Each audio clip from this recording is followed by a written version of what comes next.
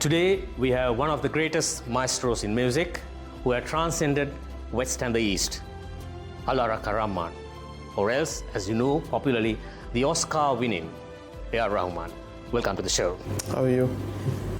In London, you have come to another show, another tour, Intimate. What's the difference?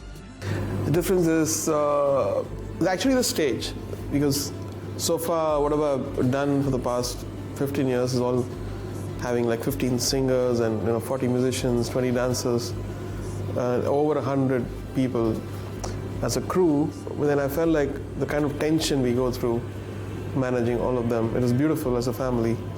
But then I wanted to ease out and really enjoy on stage. So the intimacy is actually within band members. We are not placed over the top and down.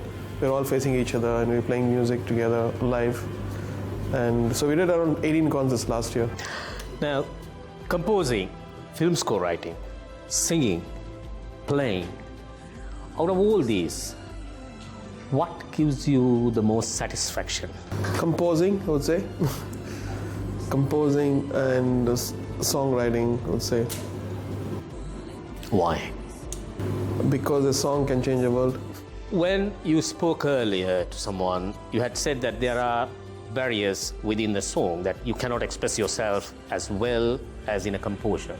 What I meant in films. Yes. Films have a kind of a circle where you need to. Now the circle is expanding, of course, but they are limited. They give inspiration for an album, but they're also limiting what you could do with music because of the screenplay and the story. Because if you have a song which is like 10 minutes long, people will say, bring back the story, what's going to happen? Like, what are you doing with just a song? That people don't have any more time to sit and watch or enjoy a song. So everything has to be reinvented. Screenplay has to be reinvented. And that's one of the reasons why we are starting our movie company, YM Movies, to see what people would like, what we would like to perform, at the same time not boring the audience with traditional screenplay and find a way. Say for a layman who is watching a film, with you, does the lyrics come first, the story come first, or the music come first in a song? It depends. Sometimes it's a tune, sometimes it's a lyric, sometimes it's the rhythm. So it's a charm. It's like, what is ear candy for them? Can you give me 2 examples? Example, if you take, now talk about Mathu Jai Salam or Vande Mataram. It's a mantra which has been almost 100 years, I would say. And so to reinterpret that for the younger audience, it was a lyric. And to say and sing in a way where you can rekindle the joy and the pride of India. And you take Chinna Chinna Isai, it's very lyrical, it's got beautiful lyrics and a tune.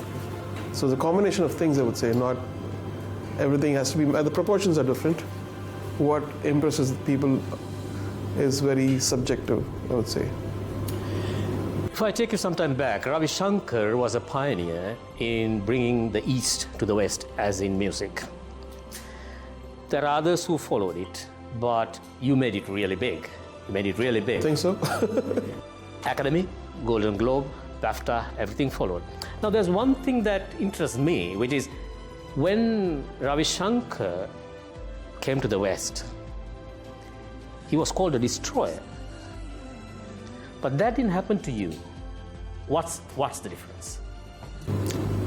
I think Mr. Ravi Shankar did a great service. It's very hard for a maestro who's amazingly talented, who's so deep-rooted in the culture, but he was so intelligent that he wanted to spread and make the sitar so popular. So he collaborated with the Beatles and made it a whole cult instrument.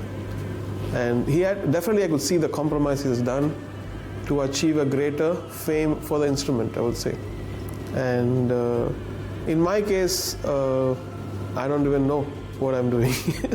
I just do what I feel is right for my sensibilities, and I keep doing that stuff. Yeah, but that's about the music. What I'm asking is, the popular Indian public, they did not have a go at you like they did with. Because classical music, they have purists, a lot of purists who defend it, who probably conserve it, and so in that perspective, it might have been. But now it's all forgotten. We only remember the good things what Ravi Shankar says. Now, Ravi Shankar and his Western co-musicians, especially led by George Harrison, they launched a concert for Bangladesh in 1971, if you remember. Now, this was to raise awareness about the Bangladeshi refugees fleeing a genocide. Now, the same thing happened in your neighboring country with the Tamils in Sri Lanka. Why don't we see you taking such a step about their plight?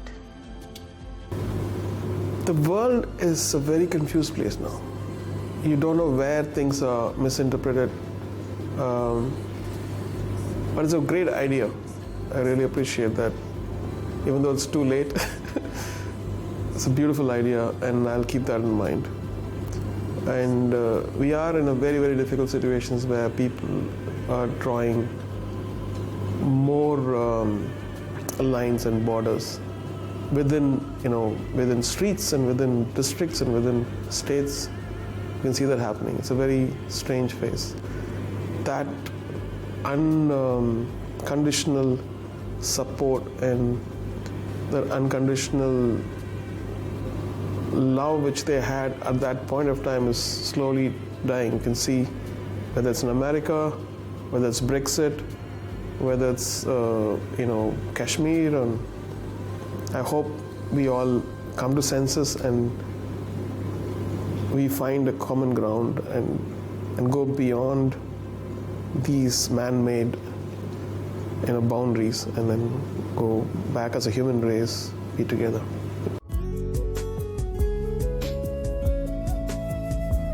But it's very easy to say that we need to conquer the boundaries. But you are a man who has been named as one of the most influential people in the world by the Time magazine. So actually you are a person who have broken barriers and shown music to the world. And you have also expressed issues. You have expressed your ideas about what's happening in Sri Lanka time to time. But at the same time, there was a lot of protest in April when you wanted to go to Sri Lanka. So does it mean that you lost the feeling about it? Not like that.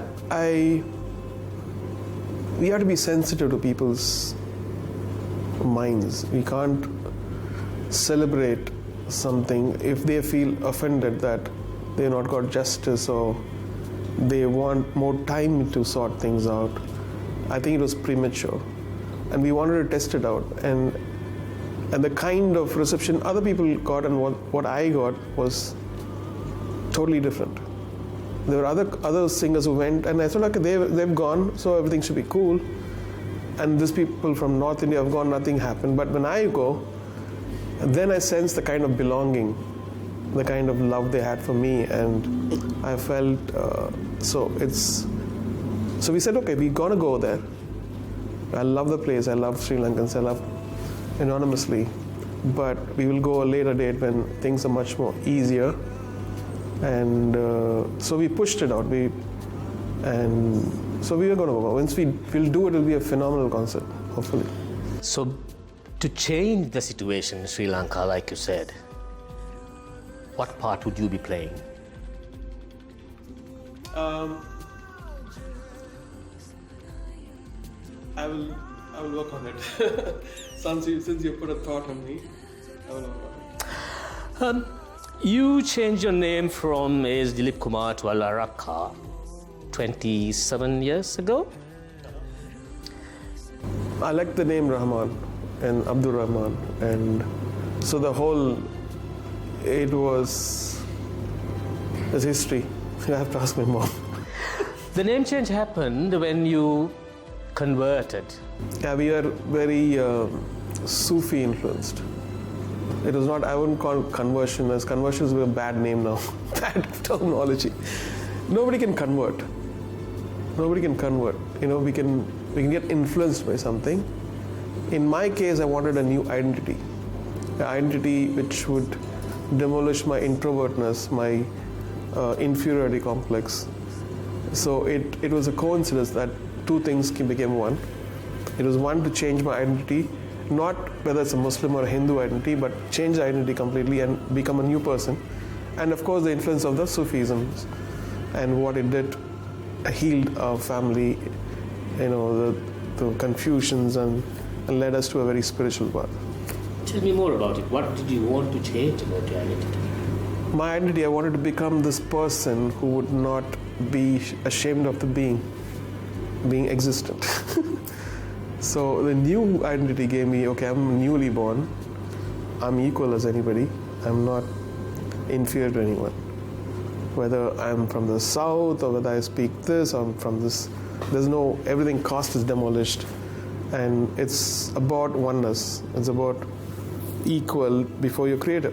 Was looking at you in the same way as a white person or a black person or an Indonesian or a Pakistani or an African or a pygmy or an Eskimo or a Chinese.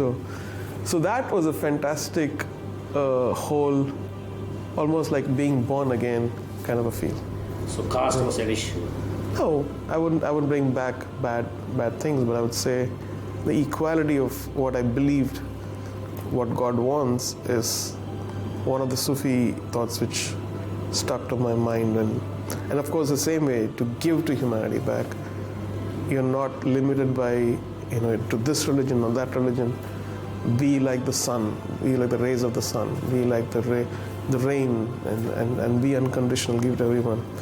Don't stop here, don't stop. And in fact, that is what we're following with our school.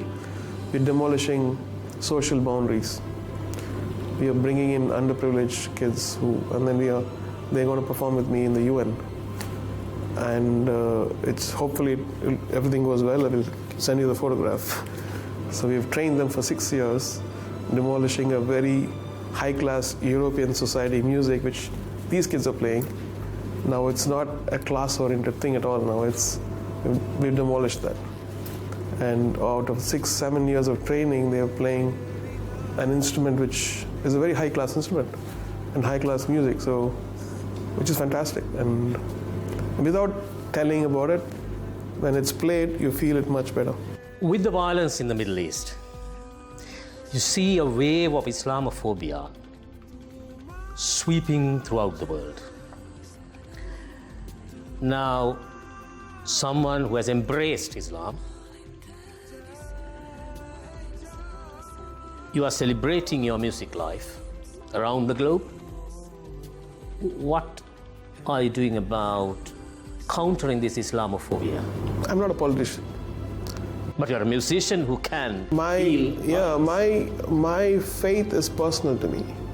I don't want to go tell people, this is my faith, come and follow me. My grace is music. And what I believe is within my house. Of course, if I have a Sufi song, if people like it, of course I'm going to perform that. If I have a bhajan, of course I'm going to perform that. But I'm not here to propaganda. I'm not a religious evangelist, or I don't have to be that, because religion divides people. But at the same time, the thing is, if every religion tries to tackle the most important thing, which is poverty, we wouldn't be fighting. And so I take the essence of goodness from everything, and that's what I learned, and that's why I came to this faith. So what do you give as an advice to budding musicians who want to get there? Don't follow any advice. Be yourself. You will discover yourself. I think whenever you try to follow somebody else's advice, you become them, which the world doesn't want. They want to see independent, individualistic artistry, and that's what is beautiful. The thing is whether you succeed or not. You succeed, and then you'll be the greatest. In your academy, you have trained You have mentored Sri Lankan musicians. Yeah. What is your take on, although it's not a big thing, what is your take on Sri Lankan music and musicians? They have an edge. They have an edge, and Any I feel now they have a great future. Any names? No, I keep listening to, like, even in Dupedo, where Madan Karki has done, he's made me listen to some stuff. They have an edge, and they have more exposure because they've all over the world, they are spread their wings, and they have connections, and they're more smarter. Yeah, Rahman. Thank you. Thanks so much.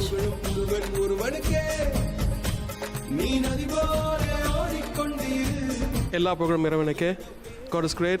Thank you.